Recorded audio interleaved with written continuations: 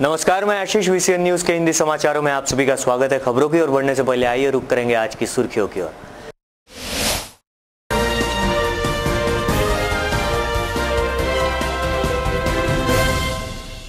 बिजली शॉक से 2 बच्चों की दर्दनाक मौत। वलगांव रोड के नमक कारखाने के पास हुई दर्दनाक घटना।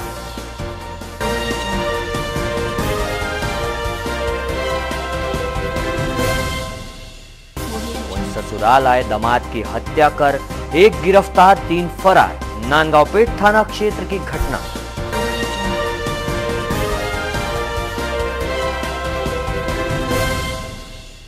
तीन संतान वाली आंगन सेविकाओं का पद खतरे में। महिला तथा बाल कल्याण विभाग ने जांच के दिया आदेश।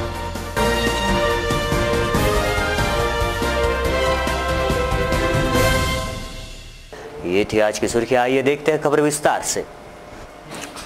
इसी के साथ बढ़ते हैं पहली घटना की ओर। स्थानीय वलगांव रोड स्थित असीर कॉलोनी में बुधवार की शाम उस समय हड़कंप मच गया जब यहां के निर्माणाधीन इमारत में काम कर रहे 2 नाबालिगों की बिजली के करंट से मौत हुई, जबकि इस मामले में मृतक बच्चों के पिता बुरी तरह से घायल है।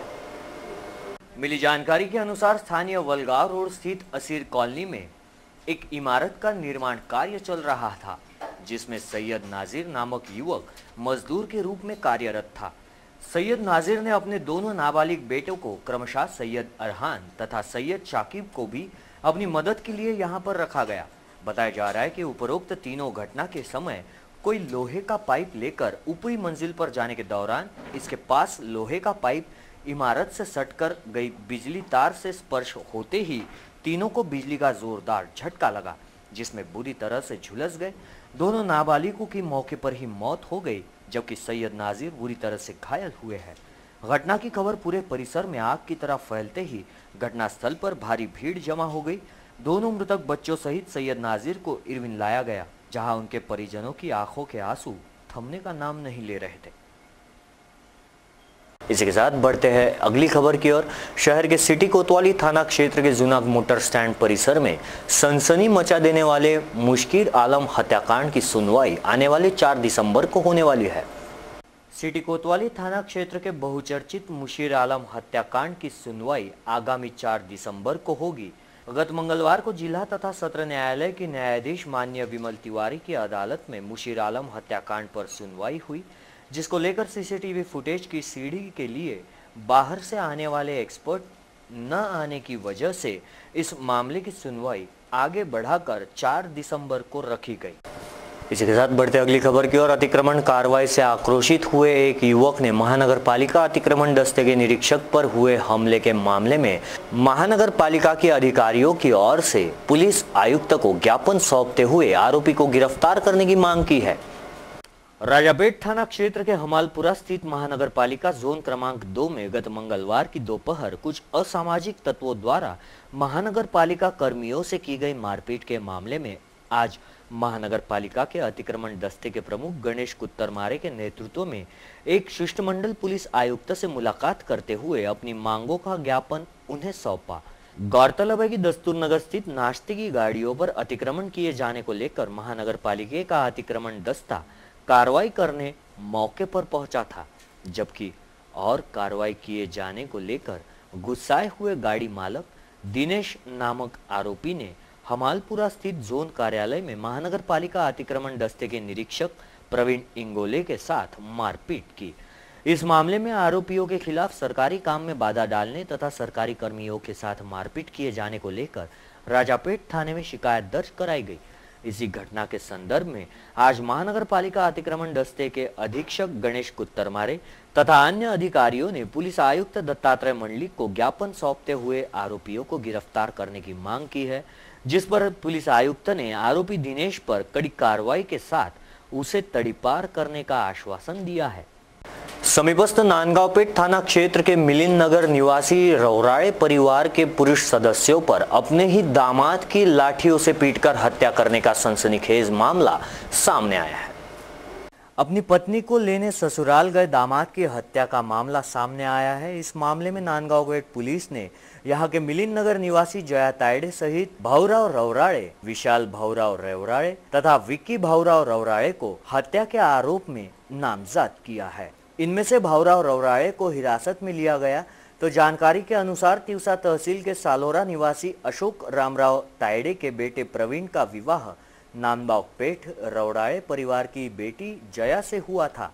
बताया जा रहा है कि गत 19 नवंबर को प्रवीण अपनी पत्नी जया को लेने अपने ससुराल नांदगांव पेठ स्थित मिलिंद नगर आया था, जहां पहले से ही योजनाबद्ध तरीके से रवराड़े परिवार के सदस्यों ने अपने दामाद प्रवीण पर लाठियों से हमला कर उसे घायल किया और घायल प्रवीण को जिला सामान्य अस्पताल में भर्ती कर दिया, जहां उपचार के दौरान प्रवीण की मौत हो जाने पर पहले नांदगांव पुलिस ने आकस्मिक मौत का मामला दर्ज किया, लेकिन मृतक प्रवीण के पिता अशोक तायडे की शिकायत पर रवराड़े परिवार के सदस्यों पर हत्या का मामला दर्ज किया गया तथा इस परिवार के सदस्य भाऊराव रवराड़े को हिरासत में लिया गया।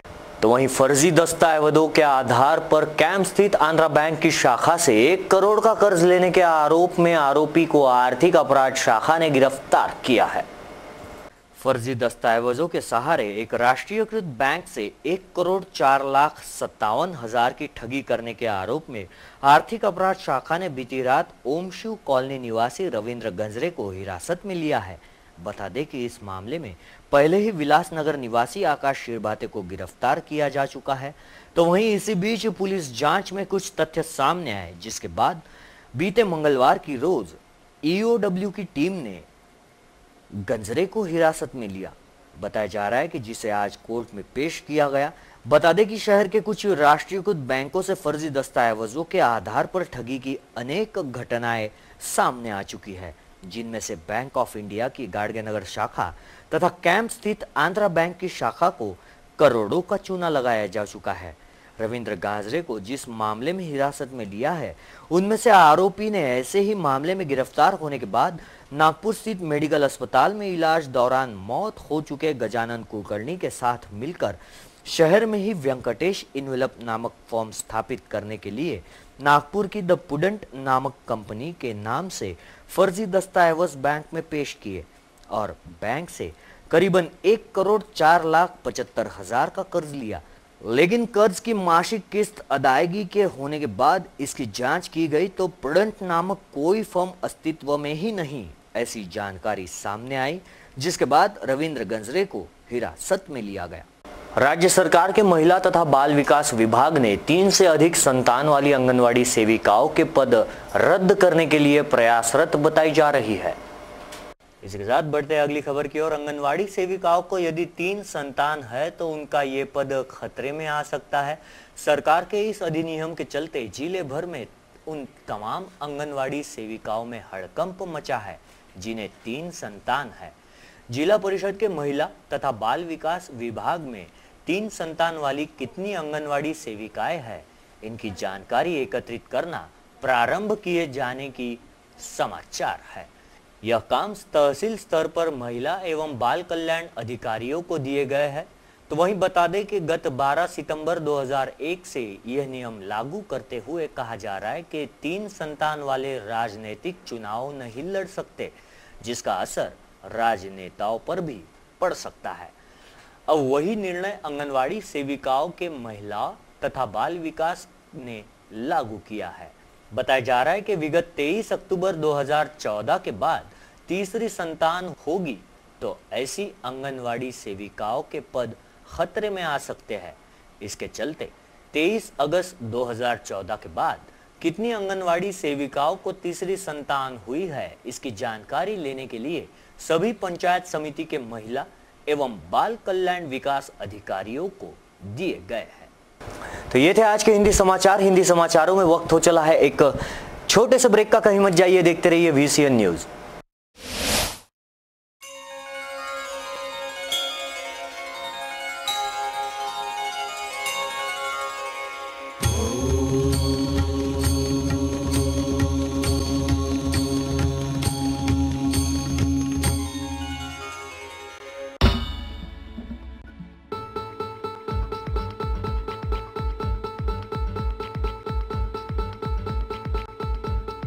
घरची शान घरचा मान घराकडे तिचे सर्व ध्यान. कोण आहे ती अहो हो कोण आहे ती गृहलक्ष्मी गृहलक्ष्मी.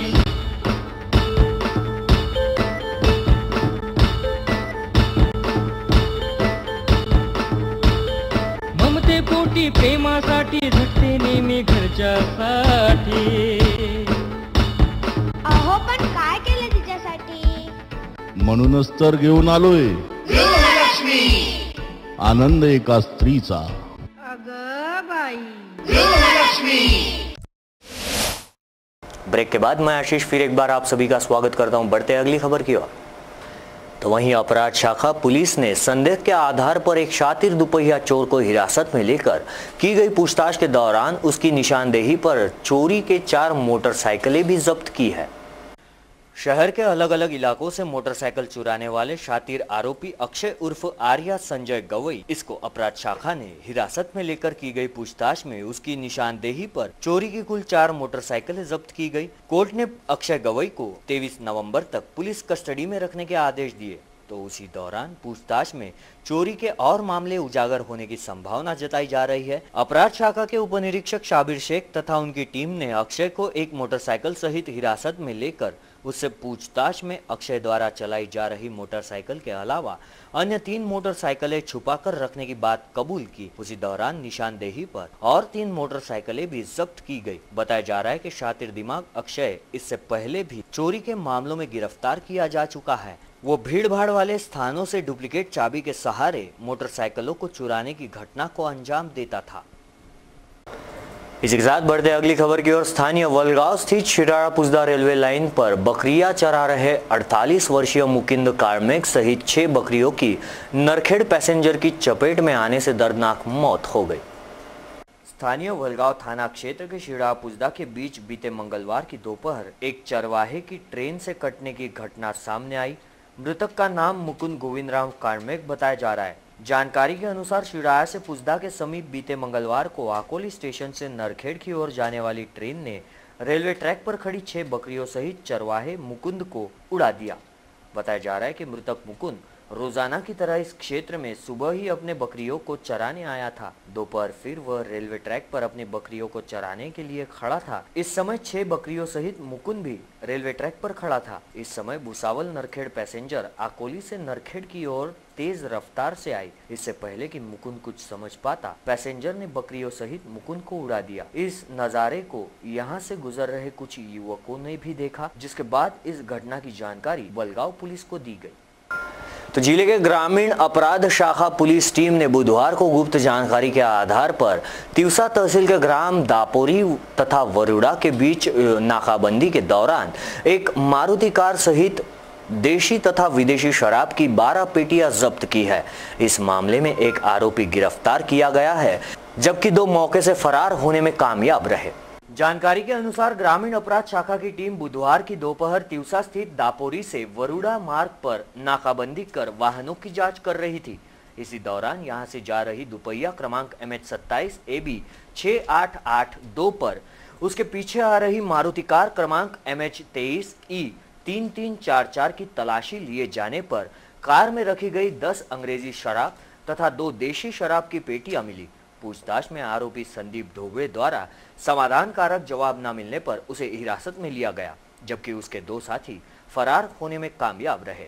जब्त कार सहित शराब की कीमत करीबन 1,81,486 रुपए बताई जा रही है। शिव वैभव किला स्पर्धा का बख्शीश वितरण का कार्यक्रम स्थानीय टाउन हॉल में संपन्न किया गया। इस स्पर्धा का आयोजन शिवसेना शहर प्रमुख नरेंद्र केवले द्वारा किया गया। तो वहीं संवेदना सामाजिक संस्था के सांस्कृतिक श्री शिव प्रतिष्ठान हिंदुस्तान के संयुक्त तत्वज्ञान में शिव वैभव किले स्पर्धा का आयोजन तथा बख्शीश वितरण भी किया गया। इस स्पर्धा में बच्चों ने बड़ी संख्या में भाग लिया और विविध प्रकार के विविध किले बनाकर दर्शाए गए। इस कार्यक्रम के दौरान मुख्य अतिथि के तौर पर महानगर प्रमुख सुनील खराटे, सुपरिचित कैंसर तज्ञ डॉक्टर रंजीत मांडवे, भारतीय विद्यार्थी सेना के आशीष पुरोहित, पूर्व विधायक संजय बंड और दैनिक जन माध्यम के संपादक प्रदीप देशपांडे उपस्थित थे। इस अवसर पर डॉक्टर रंजीत मांडवे तथा प्रदीप देशपांडे ने अपने विचार व्यक्त किए। कार्य चालू आहे त्यावर पण मित्रांनो, एक गोष्ट मला तुमच्यासोबत शेअर करायला आवडेल. निसर्गाने मानवाची निर्मिती केली, निसर्गाने मनुष्याची निर्मिती केली, मनुष्याने आपली प्रगती केली. आणि ही प्रगती करताना हा मनुष्य बरंच व्यसनांच्या अधीन झाला. आणि जसजसा व्यसनांच्या अधीन होत गेला तसंच त्याच्याभोवती रोगांचा विळखा हा वाढत गेला. मनुष्य प्रगती करत गेला, या पृथ्वी तलावर आपलं साम्राज्य प्रस्थापित करत गेला. पण ही प्रस्थापित करता त्याला बऱ्याच रोगांची लागण झाली आहे. त्यातला एक मुख्य रोग म्हणजे कॅन्सर हा आहे. मराठीत त्याला आपण कर्करोग म्हणतो. आणि जसं कर्करोग म्हटलं की सगळ्यांनाच धडकी भरते. पण हे खरं सांगायचं तर आज हा कर्करोगाचं प्रमाण हे खूप जास्त वाढलं आहे. आज जवळपास दरवर्षी भारतासारख्या प्रगत देशामध्ये आज 1,30,000 लोक दरवर्षी कॅन्सरग्रस्त होत आहेत. आणि मित्रांनो, हा आकडा इथेच थांबत नाही.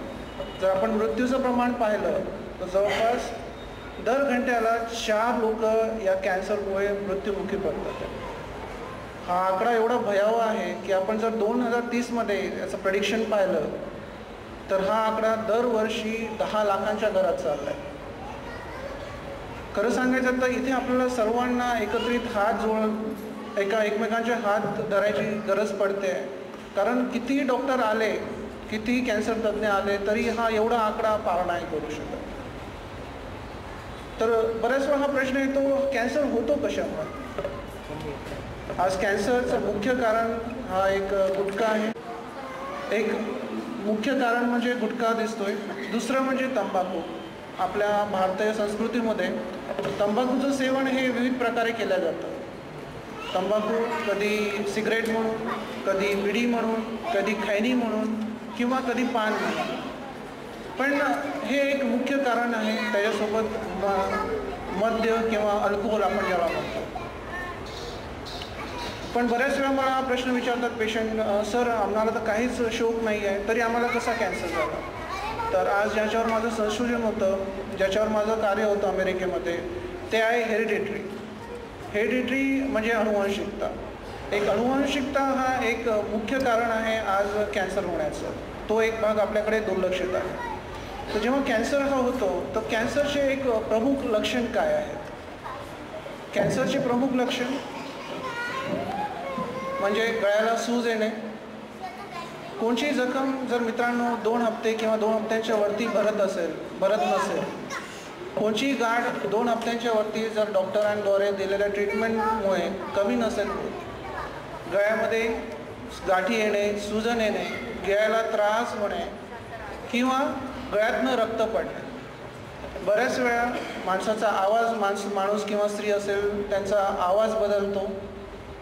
बऱ्याच वेळा कानामध्ये खूप जास्त तीक्ष्ण दुखणं असतं. पण या गोष्टींकडे दुर्लक्ष नका करू. आज मला विचारलं जातं कॅन्सरला खरंच ट्रीटमेंट आहे का? जेव्हा पेशंट हा विचारतो मला की कॅन्सरला ट्रीटमेंट आहे का डॉक्टर साहेब, आणि कॅन्सर म्हटल्याबरोबर तो कसं गळून जातो, म्हणजे असं वाटतं त्याला आपलं जीवन संपलं. पण मला सगळ्यांना तुम्हाला सांगायला आवडेल, कॅन्सरला खरंच इलाज आहे. जर पहिल्या आणि दुसऱ्या स्टेजमध्ये जर कॅन्सर आला तर तो पूर्णपणे बरा होऊ शकतो. त्याचं आयुष्यमान हे नक्कीच नॉर्मल असू शकतं. पण मित्रांनो, आपल्या इथली परिस्थिती थोडी भयावह वाटते मला. मी जेव्हा अमेरिकेला होतो, जेव्हा कॅन्सरसोबत लढत होतो, म्हणजे मी तुम्हाला सांगायला आवडेल, प्रत्येक सेलिब्रिटी म्हणजे बिल गेट्सपासनं तर राष्ट्रपतींपर्यंत आणि उपराष्ट्रपतींपर्यंत प्रत्येक वेळेस भेट व्हायची त्यांची. आपल्या इथलं कॅन्सरचं प्रमाण जे आहे 3rd आणि 4th स्टेजमध्ये येणारं ते तिकडे 1st आणि 2nd स्टेजमध्येच रिपोर्ट करतात. हा एवढा जास्त फरक आहे. हा एवढा जास्त फरक का बरं आहे? सर्वात पहिले आपलं त्याच्याकडे दुर्लक्ष आहे.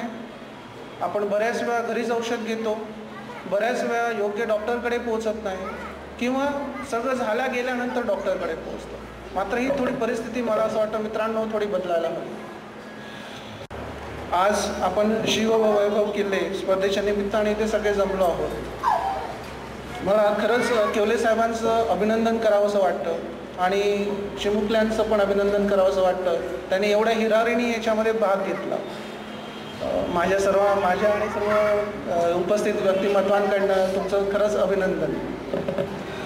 शिवाजी महाराजांचे किल्ले जसे अभेद्य होते, अजिंक्य होते, तसेच तुमचे आमचे सर्वांचे आयुष्य अजिंक्य, अभेद्य आणि रोगमुक्त राहो हीच ईश्वरचरणी प्रार्थना. सर्वात शेवटी मला एवढंच म्हणावंसं वाटेल, सर्वमेव परित्यज्य शरीर म्हणून पालयेत, सर्वमेव परित्यज्य शरीर म्हणून पालयेत, शरीरस्य प्रणष्टस्य सर्वमेव विनश्यते. याचा अर्थ होतो, शरीराचा नाश झाला तर सर्व काही संपलं. म्हणून या जगातलं सर्वात महत्त्वाचं कार्य म्हणजे आपल्या शरीराचं रक्षण करावं. जय हिंद, जय महाराष्ट्र. आता हा जो उपक्रम आहे शिववैभव किल्ले निर्माण करण्याचा, हा खरोखर अतिशय चांगला उपक्रम आहे. छत्रपती शिवाजी महाराजांना जाणता राजा का म्हणतात? आपण या किल्ल्यांचा अभ्यास जर केला, किल्ले जर पाहिले, तर छत्रपती शिवाजी महाराजांचे किल्ले पाहिल्यानंतर लक्षात येतं की अतिशय बारकाईने अभ्यास करून त्या सगळ्या किल्ल्यांची उभारणी केलेली आहे. कोणत्याही आता आपल्याकडे अटॅच लॅट्रिन बाथरूमची सोय झालेली आहे, पण छत्रपती शिवाजी महाराजांनी जेव्हा किल्ले बांधले तर कुठल्याही राणीच्या महालामध्ये अटॅच लॅट्रिन बाथरूम असलेले असे किल्ले देशभरामध्ये कुठेही नाही, फक्त छत्रपती शिवाजी महाराजांनी जे बांधलेले. म्हणजे जे पहारेकरी आहे ते पहारेकरी पहारा देतील तर त्या पहाराकऱ्याला जावं लागू नये बाहेर, तो पहारा सोडून जावं लागू नये म्हणून त्याच्यासाठी सुद्धा व्यवस्था तिथे केलेली आहे. अशी ह्या किल्ल्यांची उभारणी आहे. हे किल्ले जे आहेत, मी माजी राष्ट्रपती प्रतिभाताई पाटीलसोबत दक्षिण आफ्रिकेच्या दौऱ्यावर गेलो होतो, तर नेल्सन मंडेलाचं त्यांनी जो साऊथ आफ्रिकेचा म्हणजे दक्षिण आफ्रिकेचा जो इतिहास आहे स्वातंत्र्याचा, त्यांनी तो पूर्ण स्वातंत्र्याचा इतिहास जागवून ठेवलेला आहे. त्या ठिकाणी नेल्सन मंडेलाच्या तुरुंगापासून त्या सगळ्या ह्याच्यामध्ये, आणि त्याच्यातनं जो टुरिस्ट येतो तिथे तो मोठा रेव्हेन्यू आहे. प्रतिभाताईंना मी तेव्हाही म्हटलं होतं की आपल्याकडे महाराष्ट्रामध्ये आणि भारतामध्ये आपल्याकडे स्वातंत्र्यपूर्व आणि स्वातंत्र्य काळाचा इतका मोठा थोर इतिहास आहे, पण त्या इतिहासाचं जतन या पद्धतीने आपल्याकडे झालेलं नाही. दुर्दैवाने छत्रपती शिवाजींच्या किल्ल्यांचं सुद्धा जतन ज्या पद्धतीने व्हायला पाहिजे त्या पद्धतीने होत नाही आहे. या सगळ्या पार्श्वभूमीवर आपण नरेंद्र केवले यांनी पुढाकार घेऊन विद्यार्थ्यांमध्ये किल्ल्यांचं महत्त्व लक्षात यावं, छत्रपती शिवाजींचं महत्त्व लक्षात यावं, या दृष्टीने हा उपक्रम घेतला. मी त्यांना शुभेच्छा देतो. ज्या मुलांनी या उपक्रमात भाग घेतला त्यांचं कौतुक करतो, त्यांच्या पालकांचं कौतुक करतो, आणि हा उपक्रम आणखी मोठ्या प्रमाणावर पुढे व्हावा अशी सदिच्छा व्यक्त करतो.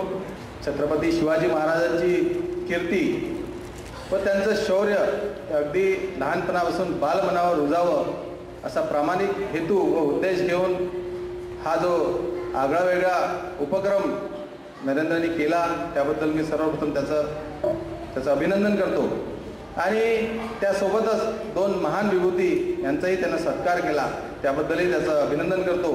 कारण डॉक्टर मांडवेंचा सत्कार हा खरोखर आज मी पहिल्यांदा त्यांची भेट झाली आणि त्यांच्याबद्दल ऐकलं. एवढा मोठा व्यक्ती आपल्या अमरावतीत आपल्यासोबत आहे आणि त्याचा सत्कार आज मी त्यासाठी उपस्थित झालो, त्यासाठी मी स्वतःचं भाग्य समजतो. आणि शिवसेना शहर प्रमुख म्हणून जे नरेंद्रची कारकीर्द आहे त्या 1.5 वर्षात अतिशय चांगलं काम करतो आहे.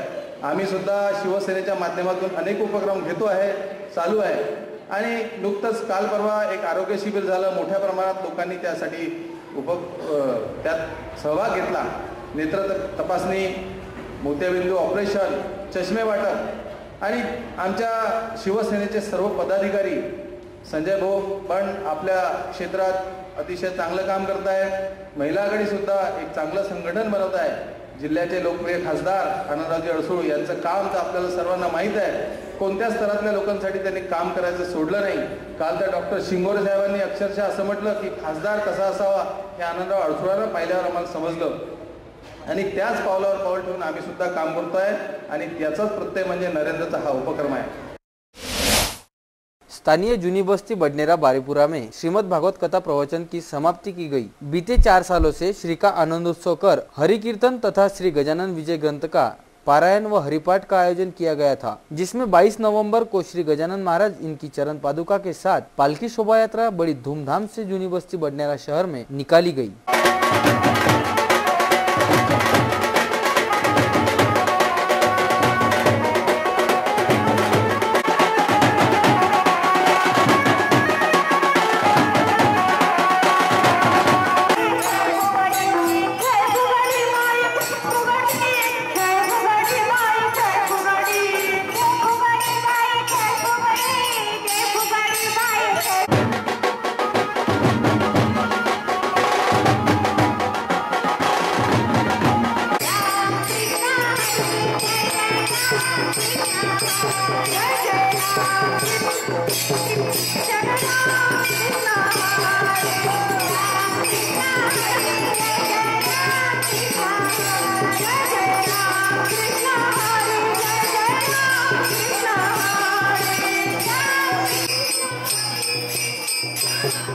आइए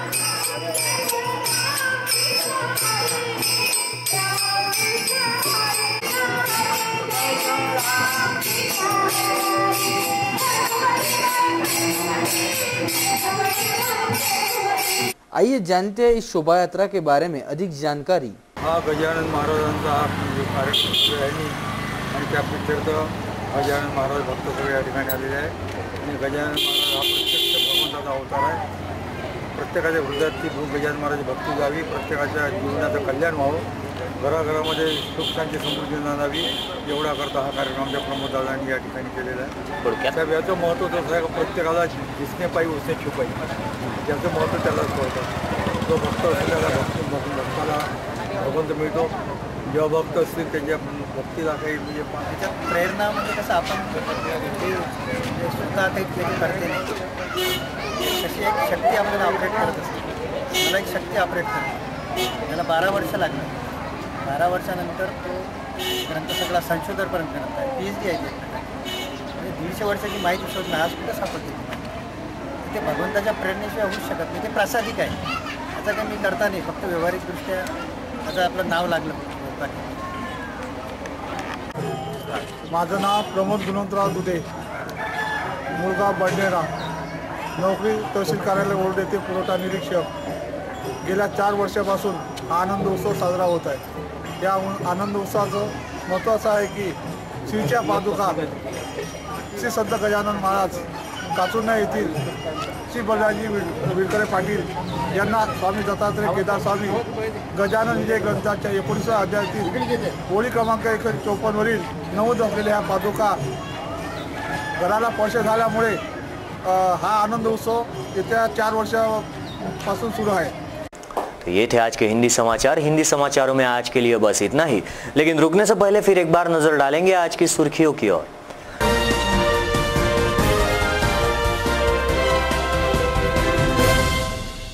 बिजली शॉक से 2 बच्चों की दर्दनाक मौत। वलगांव रोड के नमक कारखाने के पास हुई दर्दनाक घटना।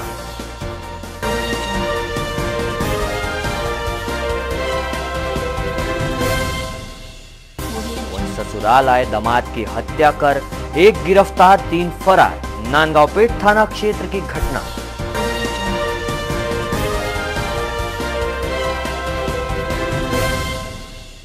तीन संतान वाली आंगन सेविकाओं का पद खतरे में। महिला तथा बाल कल्याण विभाग ने जांच के दिए आदेश।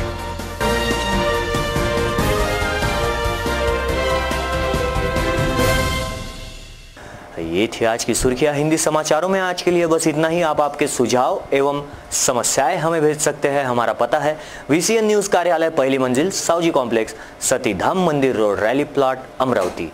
या फिर आप हमसे सीधा संपर्क कर सकते हैं स्क्रीन पर दिए गए इन नंबरों द्वारा। विदर्भ से जुड़ी तमाम जानकारी के लिए देखते रहिए VCN न्यूज। नमस्कार।